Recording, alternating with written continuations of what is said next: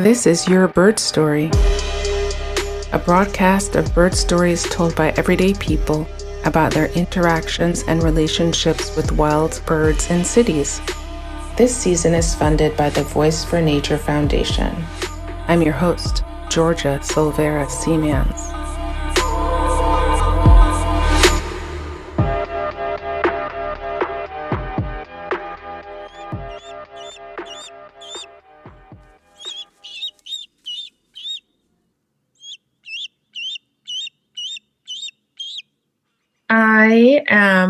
I don't even know how to describe how I feel about being in this Zoom space with Rodney Stotts, who I have followed for a very long time through Instagram. And so I just want to welcome you and ask you to introduce yourself to the listeners. Thank you for having me. I'm just Rodney Stotts. That's me. But you're a master falconer, and you're licensed as a raptor specialist. So could you walk us through how you became these two things? Well, technically, when people say a raptor specialist, that's just something that they say. We're not considered raptor specialists. Falconers just develop a relationship with that bird. They ask the bird to allow them to help them make it really through that first winter. Most birds won't make it through their first winter. About 90% of the hawks and stuff won't make it through their first winter. So when a falconer traps a juvenile bird, he doesn't teach that bird to hunt. He's actually asking that bird, or she's asking that bird to allow them to help them hunt together so that they can survive. Around March of the next year, if you catch that bird September, October, the year prior, the next year, around March, April, you would take the bands off that bird, take it on a hunt, let it make its kill, you go get in your car and you leave. And that's a wild bird again. And that's what you want to do, is just help it make it from a juvenile to an adulthood. So basically that's what falconers do. We're conservationists, whether they know it or not. Is there a particular falcon that you have a relationship that you can talk to us through that relationship? Of all the, I suppose, falcons you've worked with?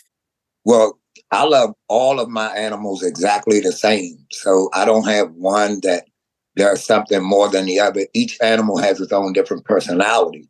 So if you wanted something for something specific, then you would pick whichever animal it is that you need it for. As far as the birds, I've had Agnes, my Harris hawk, the longest. She's actually named after Agnes Nixon, the lady that used to write One Life to Live, All My Children. She bought that bird for me years ago. And so I named her after her. And so that particular bird has 50 names, basically. She's named after every female that's passed on that meant something to me. So whenever I'm missing one of them, I can take that bird and fly that bird, and it's just like we're together. How did you meet the Agnes for whom Agnes is named? Working with Earth Conservation Corps, Robert Nixon is Agnes's son. So I met her through Bob working with Earth Conservation Corps. The very first time I met her was so comical. One of the co-workers and I had gotten into an argument. This was on a Friday, and I promised to kill him over that weekend. Well, Bob snatched me up and we went to Pennsylvania where his mom lived for that weekend. And as soon as I walked in the door, she said, "Hello, I hope you left all your artillery outside in the car." And we just bust out laughing. And she was like a mom to me ever since, for 26 years before she passed. Okay. She sounds like she had a really great sense of humor. Yes, she did. Yes, she did. So you just mentioned the Earth Conservation Corps, and that organization and the work with the river are a big part of your story. Can you talk a little bit about your work on the river? When people say that, like, that's a big part of the story, I don't know what meaning that they have on that, because as far as the Anacostia was concerned, when I started working with the program, it was just to get a paycheck. When you sell drugs, you don't get a W-2, you don't have a paycheck. So it wasn't about being an environmentalist or anything. I didn't like being indoors. I love to be outside. And so when I started working there and started doing some of the work on the rivers and creeks, by me being an animal junkie, that's what really connected with me, of knowing the animals that we were actually cleaning up their homes and the things of that nature, so that they can strive, survive, and keep going. The reason that their homes were destroyed basically was because of us, meaning people. So it was up to us to go back and try to rectify some of the things that we've done. And so that whole thing, that's how that really came about, because of the animals that relied on the Anacostia River. How long did you work in that program with that organization? Off and on for 31 years. Off and on. I would leave, come back, leave, come back. Would you say that then your love for animals, I suppose, at what point did you notice for yourself that the work was becoming more than just a paycheck, that you were basically cleaning up the home, the river, for these animals that you love? Was there a certain moment when you realized, Yes. We were in Lower Beaver Dam Creek, pulled maybe 150 tires out that day that was buried in the muck and the sand and the mud and the water. And so when we got them all out and you turned around and you saw, as the water started to flow, the murkiness would clear up. And then you started seeing little minnows and little crayfish and things like that. We were shocked because we thought everything was dead there. And so to start seeing that life, and as you come back the next day, you start seeing great blue herrings flying through now. You start seeing beaver families with the mother with the little babies swimming up through and so you really got a better understanding that what you were doing was bigger than what you thought it was in the beginning. It was, to me, it was just, okay, I'm here. I need a check, a pay stub. I'm still doing what I do, all this, that, and the other thing. However, the animal side of it just took over. And where did this love for animals come from? I guess my mom. My mom, she's a country girl. She grew up on a farm, so we used to stay at my great-grandmother's house on her farm over the weekend and summer times and things like that. So I've always been around some sort of animal. And anytime some tragedy happened in my life, which was a lot, an animal seemed to always be what made me feel better as opposed to a person. Because really, there's nothing we can say to each other that really makes you feel any better.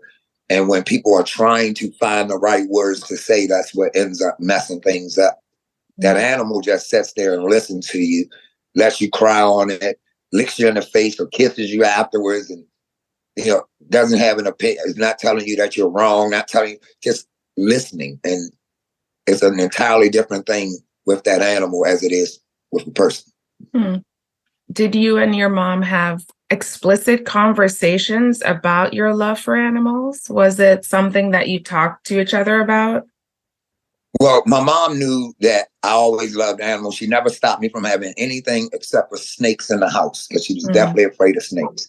So she always knew since I was a kid, I loved animals. Since I was an adult, I've always had some animal, dog, snake, something. Like now I have goats, chickens, rabbits, dogs, horses, birds, hawks, owl. I mean, you name it. I'm an animal junkie. And so before she passed a few years back, I got to, on one of her birthdays, her 64th birthday, I took one of the birds, Agnes actually, and flew Agnes. She got to put her arm out, and Agnes flew out the tree and landed on her arm. And she was just super excited. She was always supportive. She was the greatest supporter I could have ever wanted in my life, period. Did your mom have a favorite animal? Elephants. She loved elephants. Yes, she did. She had the little figurines of elephants. Something about you turn the butt towards the back door to push all of the bad vibes out. Some superstitious things that they believed in. So she loved elephants. You just gave basically a menagerie, this long list of animals that are part of your life now. How did you bring all of these creatures into your life? Well, right now I run what's called Dippy's Dream. My mom died about 8 years ago. Before she passed, she used to always say she wanted a home for her kids to always be able to call home. If anything happened, they had somewhere to come to. Well, she had passed before I was actually able to get this home. So I have 7 acres and I opened a human sanctuary that has animals. It's not an animal sanctuary.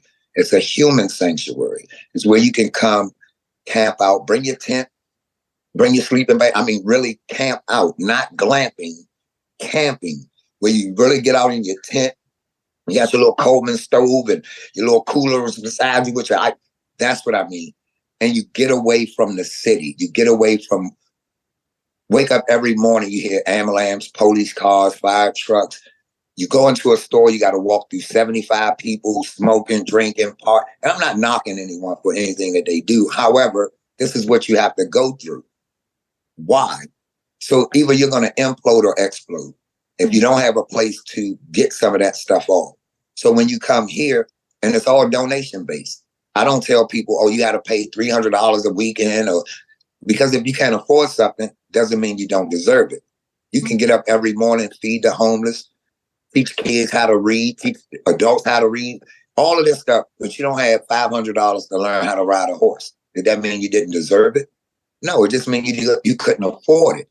But you got down here, you had 37 cents in your pocket. Guess what you learned how to do?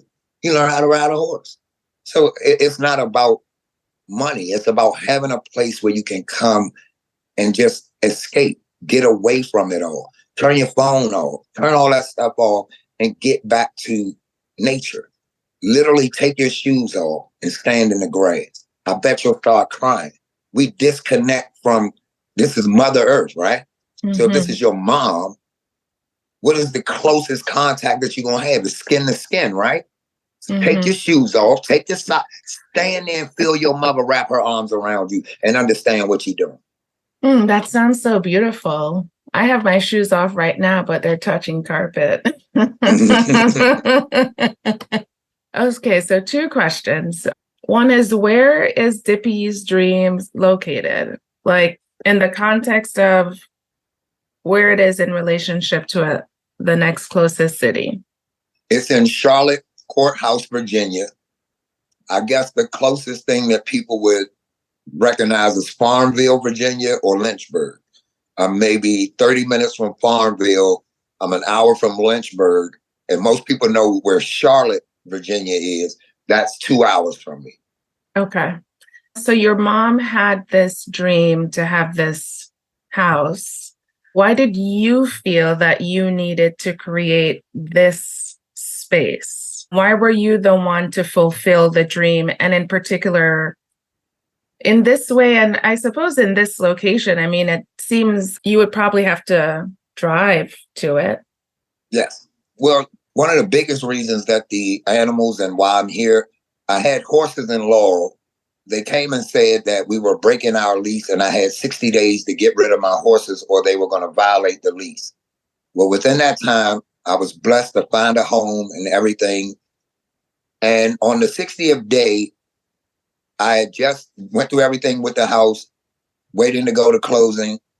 We had a meeting in Maryland and they said, Rodney, we didn't know that was you and your horses. You don't have to leave. But by that time, I'd already bought a house, so it was too late for that. So I have 7 acres here. Every tragedy, I've lost my mom. I've lost brothers. One of my sons was actually murdered a year ago, July 5th. Mm-hmm. And if it wasn't for my animals, I would either be locked up in a straitjacket somewhere, locked up in prison for the rest of my life, or dead. Mm. There's no other option. With my animals, no matter what, I can, move. They're not going anywhere. They're going to come right back. They're going to make sure that you're okay. You have a place out here now where you can come. You're upset with the world. You feel like you want to be destructive. Okay, well, go chop down some trees. Mm-hmm. Come on, let's go build a cabin. We can chop down all the trees that we want to chop down. Let's build a cabin. By the time you finish doing whatever constructive while you were being deconstructive, then you're going to look back and wait a minute. Instead of me doing this and flying off the handle, let me just create something. Every time I get into this mode where I feel like I'm just getting ready to lose it all, let me just create something.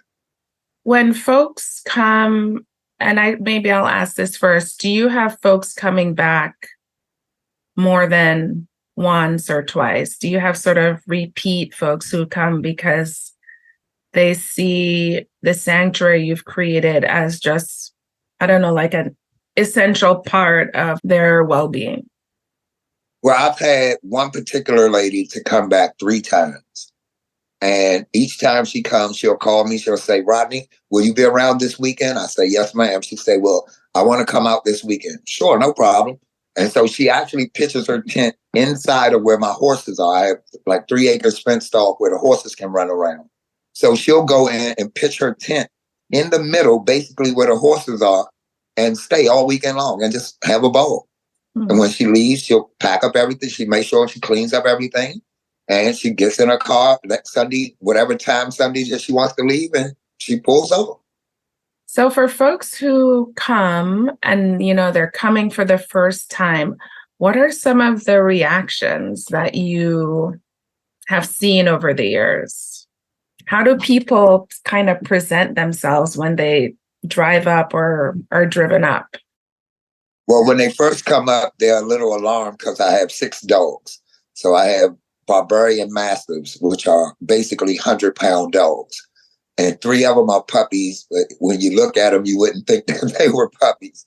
So the first thing they drive up and think, wait a minute now. But they're the most friendliest things you ever wanted to see. I don't believe in vicious animals. So I have rabbits. I started breeding rabbits.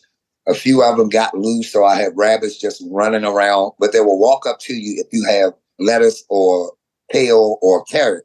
They actually will walk up to you and let you feed them. So everything is socialized. I just got 3 goats yesterday.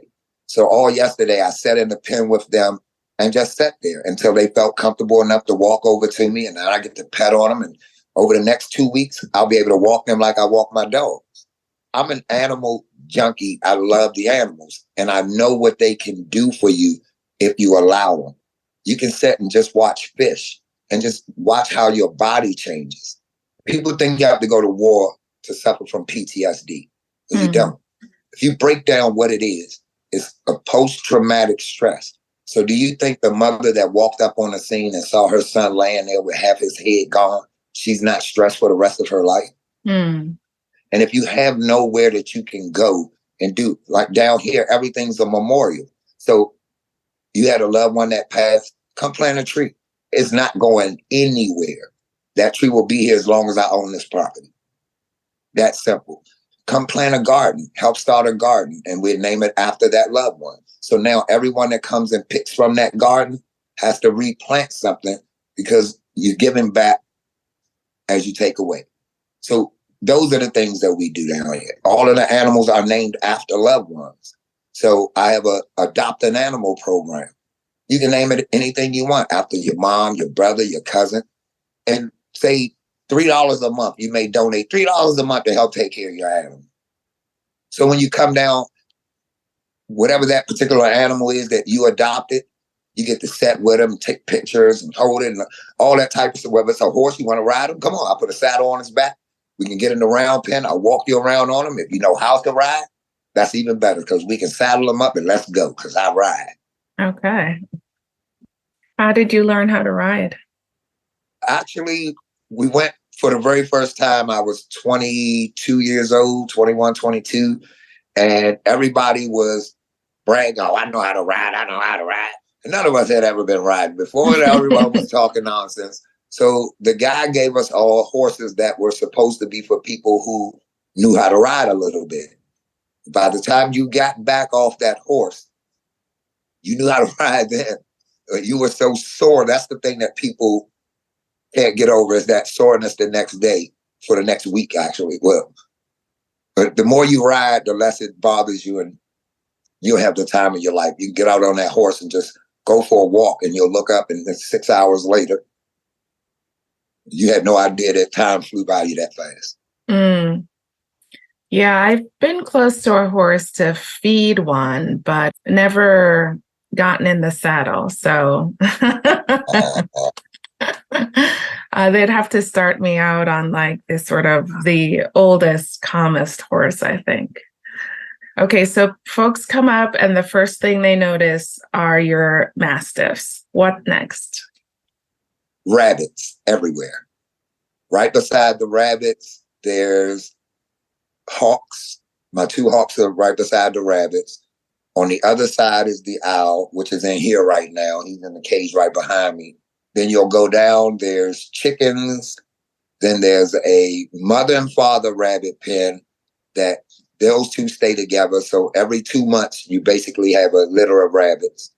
Right beside that is the babies that they have each time, because I breed them for food and for the birds. And then there's the big male on the last end, who's the father of most all of the babies out there. Behind that, you have the 3 horses and 3 goats. So you get to come out, and the rest is just all open space, where it's fenced off, 3.5 acres, like I said, for the horses. The other 3 acres are open. We have horseshoes, badminton, all the little games and stuff, water slide, all that type of little stuff. Or you can bring whatever it is that you want to bring with you. You know, if there's something particular that you like to do, bring it. Chess boards, checkers, all that little knick-knack board games. I have a projector, so we have certain movies that you can download onto the computer. We'll sit outside and have movie night. We'll set up the little projection screen and just sit out and watch movies, pop popcorn, and where you can actually set out 2, 3 o'clock in the morning. You're not worried about if someone's coming around the corner to rob you or shoot you or any of that type of stuff. Anything that comes around the corner is going to be a goat, a chicken, a rabbit, you know, something like that. So you talk about movie night, and a documentary was made about you and your work. Can you describe for folks how that came into being and what one could expect to see in the documentary? It actually came to be, the young lady, Annie Kemper, was a film student at New York University, I believe, at the time. And it was actually, the documentary wasn't even to be a documentary. It was just a school project that she was doing. It was supposed to be a 2-minute to 5-minute little clip, pretty much. Spike Lee was her teacher at the time. And he gave her and another student a grant to help them expand their documentary, their little short clip, into a somewhat documentary. And then it just went on and on and on from there. We actually filmed for almost 7 years, and she eventually just had to stop and make the documentary because I kept doing other things, like the documentary doesn't have any of this in it, you know, stuff like that. So we had to eventually, or it never stopped. That's how that actually came to be about. I never set out for a documentary. I never set out to write a book. I never set out to do anything publicity-wise. What I've gotten from this that means more to me than any interview, being on any show, writing a book, the Make-A-Wish Foundation called me twice to do a program for a little boy and a little girl. That to me meant more than anything else, because when I watched Make-A-Wish, I would always see stars, multimillionaires, people who own this, that, and the other thing, can fly you out to here. I can't even afford to get you an Uber over here. They called me. So to me, that was the greatest honor that I got to do, knowing the situation with the little boy and the little girl. I was the one they called. So that to me meant more than any of the rest of that stuff.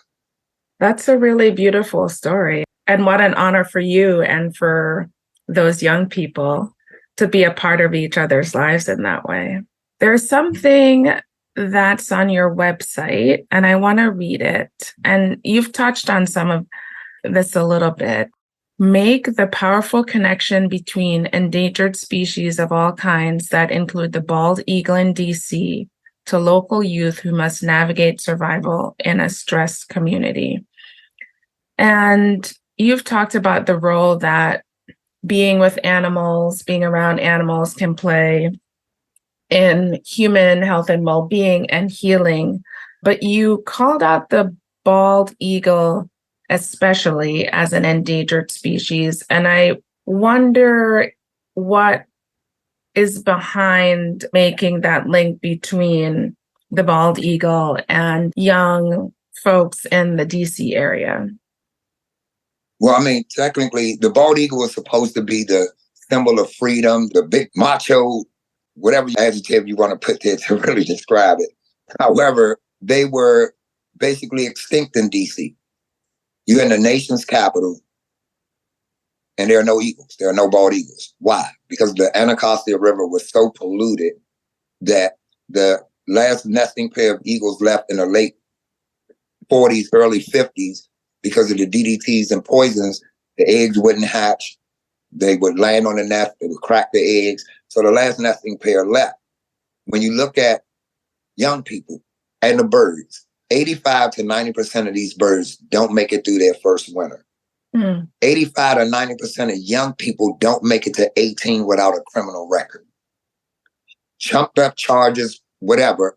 There's something set up against you that you're going to always seem like you're going to fail. So the same way with the bird, if you catch a juvenile bird and you help that bird and ask that bird to allow you to help it to survive, because that's what you're actually doing, and now you release that bird, and now that bird has a greater chance of survival and reproducing. Same way with that young person. One of the things that got me into falconry was because I was working with the nonprofit, and we were always working with adjudicated youth. And so when I asked them, why can't we catch people before they go to jail when everyone's talking about fighting the recidivism rate? If you stop them from going to jail to begin with, there is no recidivism rate. Means to do over. So if there's never been the fact of you going, you can't read anything. They said, well, the only way you can do that is to become a falconer. I said, okay, well, I'll become a falconer. And you must have thought I was on Comedy Central because everybody started laughing and all. I didn't understand what was going on. And I guess the term Black falconer 14, 15 years ago wasn't something that was talked about. And so they started telling me all this stuff that you got to do, and as if that was going to discourage me. So I said, okay, well, I'll become a falconer. And I'm not going to do it to prove anything to y'all. I'm going to do it because I said I want to do it. And you told me that in order for me to be able to help anybody, doesn't matter what color you are, what religion you are, what sexual orientation you are, and if you love these animals, come on. And you're telling me I have to be a falconer to do that. Okay, well, then that's what I'll do. So it wasn't, oh, I love the animals so much, I want to be a falconer. They told me in order to help the people that I wanted to be able to reach out and help get birds that wasn't injured and keep those birds from becoming injured the same way you wanted to do with the young people. They said, be a falconer. The rest was history. So that's what I did. How successful has this approach been? I guess you would have to ask the people who I've come in contact with. It's not something I can answer. I don't know what success is for them. Everyone has their own level of everything. So that's why I try not to put mine on someone else to say, you're not this or you're not that, because you could have came from someone else not even paying attention that you started saying, yes, ma'am, no, ma'am, please, thank you, I appreciate it. So to me, that's success. Someone else may say, well, he didn't make $1 million, so he didn't make it. He didn't make it to you. And he made it to him or her or whoever that person is. That's what my thing is. So I try not to put that on someone, because you can be calling someone a failure and you're in the wrong. Nothing beats a failure except a try. So if you're at least trying, how could you possibly fail? There's no such thing. Are there young people who have worked with you that you're still in contact with? One in particular name is Hollis. He's my nephew, basically. 20 years ago, basically, my nephew was in the program. Him and another guy, Tim, saw the way that my nephew and I interacted all the time. So they came to me one day and said, will you be my uncle? I said, listen, y'all understand there's a job and then there's family. So if you're asking me to put you in my family, understand what my family is and how I go about my family. They both agreed. To this day, Hollis and I text each other, call each other. He's got kids. His kids know who I am. I'm their godfather, basically. Me and this young man have stayed in touch over the last 20 plus years and don't plan on going anywhere. He's one of the ones, the most, that We stay in touch. Yes. Hollis is a lucky person. No, I am. You both have gained luck through knowing each other. Yes, ma'am. Do you have a favorite raptor? I don't have a favorite animal at all, not bird, fish. I love all of them. From the moment I get my animal, it's the family. I bring my rabbits in here. I have 4 dogs outside, 2 dogs inside. I can bring my rabbits inside, set them on the floor. The dogs won't bother the rabbits. My bird is right here. Hoops is right behind me. I have 2 dogs in here. They're laying in the room. They can come out here right now. They won't pay that bird any attention. That bird's not going to pay them any attention. Everything knows that there's no reason to be aggressive, no fighting, no any of that. I don't have any of that type of stuff. I go outside, pick up a little rabbit, bring it in the house, set it on the floor. They come over, sniff the little rabbit. Rabbit runs around, and they just sit there and look at them. They'll lay down. Rabbit can run underneath of them. What are they going to do? Everything in here, out here, understands it's all love. There's nothing, no beating on animals, no mistreatment of anything. You're not going to come out here. On my front door, it says Animal House, which means anything on 2 legs, I don't care about you. If you harm any of my animals, you're not going to make it off this property. I don't care if it's a goldfish. You're not going to make it off this property. This is the Animal House. They are allowing me to be here. Because technically, if you think about it, we invaded every animal's home on the planet. We will tear down the woods that all these animals live in to build our super mansion. When a shack would have did just the same. Yeah. So I'm just sort of letting that sit there a little bit, because that speaks to so much of the many crises, all the various pressures that the planet is under that are human produced. My final question is, what would you encourage folks to do as they move around in their daily lives?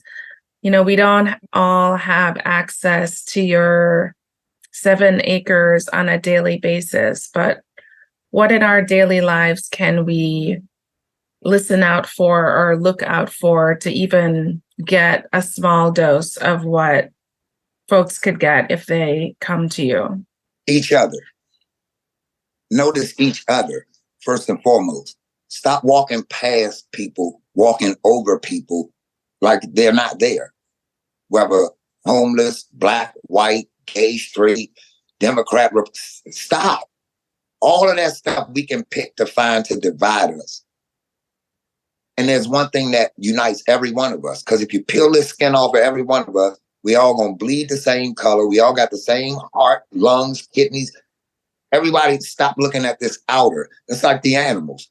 One of the things I've learned from the animals, them animals don't care nothing about you. They don't care if you're rich, if you're poor, if you're straight, if you smoke crack, if you use drugs. All they care about is, do you love me? Are you going to protect me? Will you take care of me? That's it. So why are we so hung up on all this other stuff that don't mean a thing in our lives for real? We're so worried about what this person has, what that one has. I explained to my nephew the other day, I said, listen, if I gave you $20 and I gave your brother $40, would you be mad? Yeah, you gave him 40. I said, well, why would you be mad? If you didn't have anything and I gave you $20, you're not grateful for the fact that now you have $20. You're mad because your brother got more than you do. That's what the problem is. Let's be grateful for what we have.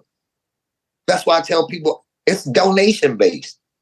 I work, I go do shows, I come back, I take that money and put it into this, where's those, so that people who don't have can come and be able to enjoy. I know what it is to have nothing. I know what it is to eat wish sandwiches, looking at a piece of bread, wishing you had something to go on it. I know what that feels like. And I know what it is to have a full plate one day. So you telling me that you now have a full plate or even a half a plate, and you saw this person with a wish sandwich, you didn't scrape a little bit off your plate for them? Why? I don't like being around people like that. If those are the type of people that want to come here, please don't. That's not the type of people I want around me, my animal. It's all about love and healing here, doing for each other, helping each other, speaking. It's good morning to a stranger. You will be surprised. Before we go, I want to give you one thing that someone shared with me. This guy told me, he said, man, about 6 months ago, I was ready to go. I just couldn't take it no more. I just wanted to be gone. I was in so much pain, everything just hitting me left, right, and center. He said, do you know what I needed, man? He said, I just needed a hug. I don't care who it came from. Black, white, gay, straight, doesn't matter. Somebody wrap your arms around me and tell me I'm important. That's what we need to do. That's what the animals taught me. Because no animal that I've ever been around don't take advantage of that day that they eat.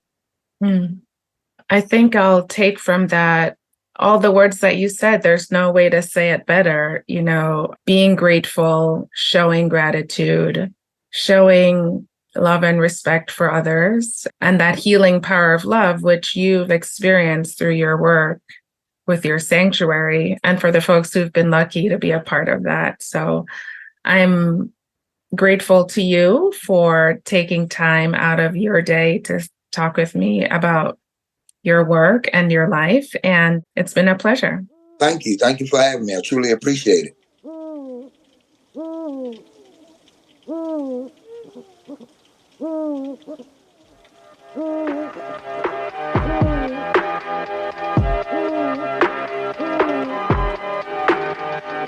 Thank you for tuning in to this episode of Your Bird Story. Like, share, subscribe, and we'll see you back here next month.